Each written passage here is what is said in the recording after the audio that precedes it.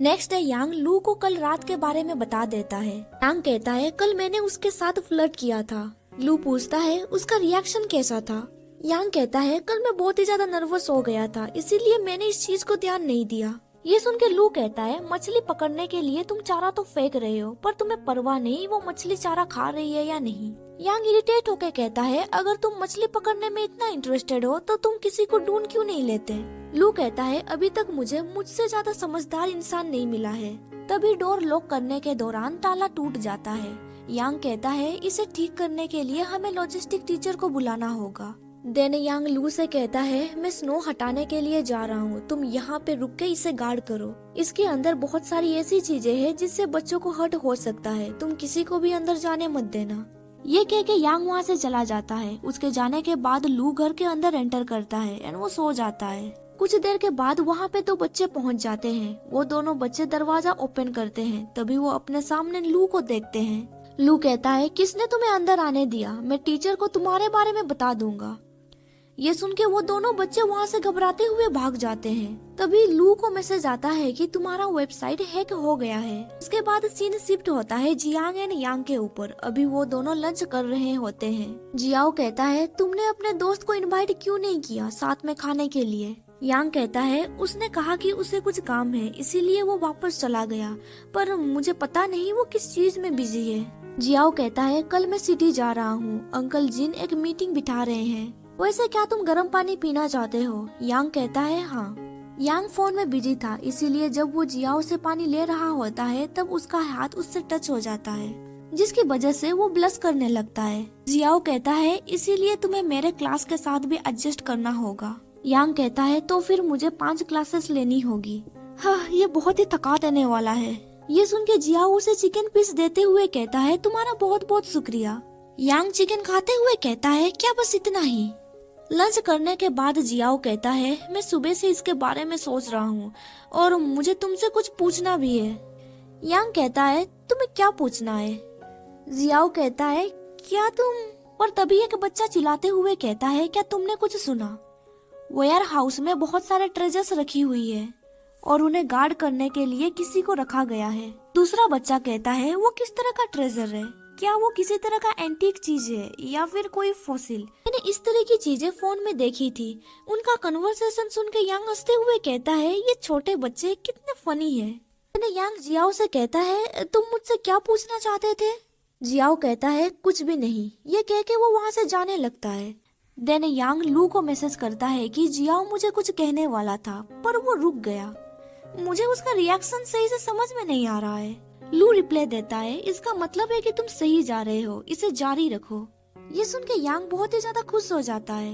Xiao कहता है वैसे अंकल जिन ने बताया था कि गोदाम में बहुत सारे कबाड़ पड़े हुए हैं, ये कबाड़ बहुत सारी जगह खा रही है, इसीलिए तुम बाओ के पिता को इसे ले जाने के लिए कह देना। यांग कहता है तो फिर स्कूल छुट्टी होने के बाद शाम को मैं अंकल फुगुई को इसके बारे में बता दूंगा। ये कहने के बाद वो हंसने लगता है। जियाओ से पूछता है तुम इतना हंस क्यों रहे हो।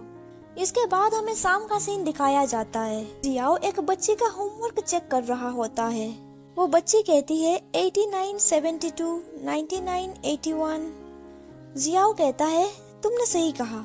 तभी वहाँ पे यांग पहुँच जाता है, जिसे जियाओ ने नोटिस नहीं किया था। यांग इशारे से उस बच्ची को चुप रहने के लिए कहता है। देन वो बच्ची वहाँ से गुड बाय कह के चली जाती है। उसके जाने के बाद यांग जियाओ के कंधे पे हाथ रखता है। उसे देख के जियाओ हैरान में था। वो कहता है तुम यहाँ पे क्या कर रहे हो। यांग उसका ग्लास उतारते हुए कहता है मैंने अपना टास्क पूरा कर लिया है, मैंने अंकल फुगुई को यहाँ पे बुला लिया है, क्या अभी हम दोनों साथ में घर जा सकते हैं। ये सुन के जियाओ कुछ सेकंड के लिए साइलेंट हो जाता है। कुछ सेकंड के बाद वो कहता है मेरे ग्लास मुझे वापस करो। यांग उसका ग्लास वापस कर देता है। जियाओ कहता है हम अभी घर चलते हैं। इसके बाद सीन शिफ्ट होता है वेयर हाउस के ऊपर। बाओ अपने डैड के साथ कबाड़ ले जा रही होती है। तभी उन दोनों को 2 बच्चे नोटिस कर लेते हैं। बाओ के डैड को देख के वो दोनों सोचने लगते हैं क्या वो चोर है। देन वो बाओ को देख के सोचने लगते हैं ये तो बाओ है, ये हमारे क्लास में पढ़ती है। के बाद सीन शिफ्ट होता है जियाओ के घर के ऊपर। अभी जियाओ खाना बना रहा होता है। खाना बनाने के बाद वो यांग के कमरे में जाता है और कहता है खाना तैयार हो चुका है। यांग कहता है क्या तुम कुछ देर रुक सकते हो, अभी लू कुछ प्रॉब्लम फेस कर रहा है। लू कहता है मेरा वेबसाइट हैक हो चुका है, तुम जाके पहले खा लो। जियाओ कहता है क्या तुमने पता लगाया कि किसने तुम्हारे ऊपर अटैक किया था? लू कहता है अभी तक तो नहीं, पर मैंने सारे बुरे कोड को हटा दिए हैं। जियाओ कहता है मैंने ढूंढ लिया, इस आईपी में कुछ तो गड़बड़ है। लू कहता है वेल मैंने भी इसे ढूंढ लिया था, पर ये आईपी वर्चुअल है। इस आईपी को बैन करने के बाद बहुत सारे सब आईपी अपीयर हो जा रहे थे। जियाओ पूछता है क्या तुमने बैकअप कर लिया है? लू कहता है मैंने ऑटोमेटिक बैकअप सेटअप किया था, पर ये अभी काम नहीं कर रहा है। मेरा कोडिंग सोर्स वू चैन में है, मुझे कल ही वापस जाना पड़ेगा। यांग कहता है कल जियाओ भी सिटी जा रहा है, तुम उसके साथ जा सकते हो। कहता है तो फिर मुझे लगता है ब्रदर जियाओ को मेरी वजह से फिर से ट्रबल उठाना होगा। कुछ देर के बाद हमें दिखाया जाता है वो तीनों किचन रूम में थे। यांग पूछता है क्या तुम ये भी कर सकते हो, क्या तुम वेबसाइट को भी ठीक कर सकते हो? जियाओ कहता है नॉट रियली, जब मैं कॉलेज में था तब मैंने इसके बारे में पढ़ा था। आने के दौरान यांग कहता है हालांकि लू ने कॉलेज की पढ़ाई अब्रॉड में किया है, पर उसने हाई स्कूल वुहान यूनिवर्सिटी में किया था। अब हम दोनों सीनियर एंड जूनियर्स थे। जियाओ कहता है ये डिफरेंस काफी बड़ा है, जब मैं कॉलेज पढ़ रहा था तब तुम दोनों शायद चिल्ड्रंस डे सेलिब्रेट कर रहे थे। ये सुन के यांग कहता है तब हम दोनों ऑलरेडी हाई स्कूल पहुंच चुके थे। जियाओ कहता है मैंने क्रिस्पी येलो वेजिटेबल्स विलेज के रेस्टोरेंट से मंगवाए हैं, इन्हें जल्दी से खा लो। सुन के जियाओ कहता है ओह तो ये एग नहीं है। जियाओ कहता है ये क्रिस्पी येलो वेजिटेबल्स एग से बनी हुई है। खाने के दौरान लू जूनियर हाई स्कूल के बारे में ही सोच रहा होता है। इसके बाद हमें एक फ्लैशबैक दिखाया जाता है। स्कूल के दौरान लू एंड यांग कॉलेज बंक करके पीसी पार्लर में गेम खेल रहे थे। तभी वहाँ पे एक पर्सन आता है, वो पर्सन और कोई नहीं बल्कि जियाओ था। जियाओ उनका बैज देखते हुए कहता है तुम दोनों युआन यूनिवर्सिटी से हो। अभी 2:30 बज रहे हैं, तुम दोनों को तो क्लासरूम में होना चाहिए था ना। ये सुन के वो दोनों तुरंत गेम पार्लर से बाहर निकल जाते हैं। वो जियाओ इसके बारे में यांग को पेरेंट्स को कॉल करके बता देता है। के बाद सीन प्रेजेंट में शिफ्ट होता है। लू कहता है तुमने हाई स्कूल के बारे में मेंशन किया, अब मुझे तुम फेमिलियर लग रहे हो। होप करता हूँ कि मैंने तुम्हें ऊचांग में नहीं देखा होगा। ये सुन के जियाओ हंसते हुए कहता है शायद मेरा चेहरा भी किसी से मिलता जुलता होगा। तभी यांग कहता है बातें करना बंद करो और खाना खाओ। इसके बाद हमें नेक्स्ट डे सुबह का सीन दिखाया जाता है। जियाओ लू का बैग ट्रक में डाल रहा होता है। लू जियाओ के कंधे पे हाथ रखते हुए कहता है ऊचैंग में मिलते हैं। भी जियाओ यांग के गले में चाबी टांगते हुए कहता है छोटी वाली ऑफिस की चाबी है और बड़ी वाली घर की, इसे घुमाना मत। यांग हंसते हुए कहता है मैं सारे काम कर दूंगा, तुम्हें ज्यादा फिक्र करने की जरूरत नहीं है। इसके बाद वो दोनों घर से निकल जाते हैं। ट्रैवलिंग के दौरान लू जियाओ से कहता है मेरे साथ चलने के लिए तुम्हारा थैंक यू। जियाओ कहता है हम यहाँ काफी दूर है ना? लू कहता है हाँ थोड़ा सा। जियाओ उसे कहता है तुम यांग से मिलने के लिए इतनी दूर से आए हो, मुझे लगता है तुम दोनों बहुत अच्छे दोस्त हो। लू कहता है बेशक, हम साथ साथ बड़े हुए हैं और मुझे ये भी पता है कि बचपन में उसने कितनी बार बिस्तर गीली की थी। अभी लू परेशान होकर सोच रहा होता है मैं उसे नहीं बता सकता कि यांग का सीक्रेट क्रश को देखने के लिए मैं यहाँ पे आया था। जियाओ उसे कहता है तो क्या मैं तुम्हें एक सवाल पूछ सकता हूँ? लू कहता है तुम्हें पोलाइट होने की जरूरत नहीं है, तुम्हें क्या पूछना है? जियाओ उसे कहता है क्या तुम्हें पता है यांग किसे पसंद करता है? ये सुन के जियाओ हैरान हो जाता है। यहाँ पे ये सीन कट होता है। इसके बाद सीन शिफ्ट होता है यांग के ऊपर।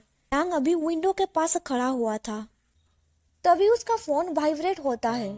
लू ने उसे मैसेज किया था जल्दी वापस आओ, तुम कहाँ पे हो, यहाँ पे कुछ भयानक हो रहा है। पर लू इधर विंडो के पास खड़े होके बच्चों की वीडियो बना रहा होता है। बच्चों को स्नो से खेलते हुए देख उसे याद आता है उसने फर्स्ट स्नो जियाओ के साथ कैसे बिताया था। तभी वो बच्चों को कुछ करते हुए देखता है। वो तुरंत उन बच्चों के पास जाता है। कुछ बच्चे मिलके एक बच्चे को बुली कर रहे थे। बच्चे चिल्ला रहे थे कि ये चोर है। भी यांग चिल्लाते हुए कहता है तुम ये क्या कर रहे हो, तुम अपने क्लासमेट को बुली कर रहे हो। यांग को देख के वो बच्चे तुरंत वहाँ से भाग जाते हैं। तभी यांग नोटिस करता है कि वो जिस बच्चे को बुली कर रहे थे वो और कोई नहीं बल्कि बाओ है। बाओ रोते हुए कहती है मैं ब्रदर जियाओ को ढूंढ रही हूँ। यहाँ पे ये चैप्टर खत्म हो जाता है। इसका आगे का चैप्टर अभी तक रिलीज नहीं हुआ है। शायद नेक्स्ट 2 चैप्टर आने में काफी समय लग सकता है, इसीलिए जब इस मानवा का 10-15 चैप्टर रिलीज हो जाएंगे तब मैं इसे कंटिन्यू करूंगी। इतने चैप्टर रिलीज होने में शायद 4-5 महीने लग सकते हैं, इसीलिए मैं इस मानवा को अभी के लिए होल्ड में रख रही हूँ। 4-5 महीने के बाद इसे फिर से कंटिन्यू करेंगे। अगर आपको वीडियो पसंद आया तो लाइक कर दीजिए और साथ ही मेरे चैनल को सब्सक्राइब कर दीजिए ताकि आपको मेरा हर वीडियो का नोटिफिकेशन मिल सके। Thank you for watching my videos.